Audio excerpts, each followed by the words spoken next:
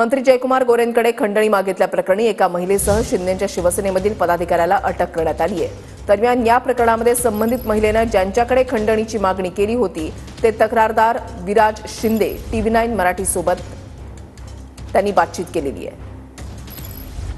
काय ह्या महिलेनं मागणी केली होती, कशा पद्धतीनं याबाबतचा हे नेमकं काय प्रकरण आहे ते जरा सविस्तर सांगा। त्या संबंधित महिलेचे वकील हे माझे मित्र आहेत। हे त्यांना माहीत होते की त्यांनी त्यांच्या माध्यमातून त्यांच्या वकिलांच्या माध्यमातून माझ्याकडे बाबा असं असं हे प्रकरण आहे, मला भेटायचंय आणि हे मिटवण्यासाठी भेटायचंय। तर ह्या असा निरोप एक पाठवला। आम्ही 17 तारखेला त्या संबंधित महिलेला भेटलो।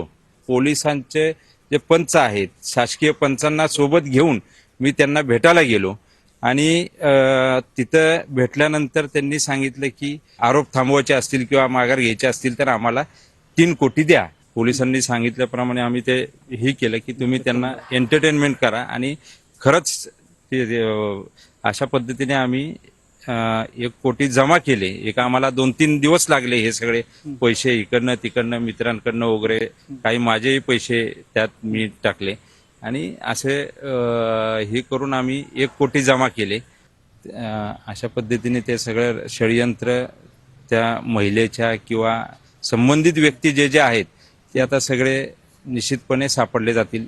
अभिजित पिसेसह संतोष नलावडे, TV9 मराठी, सातारा।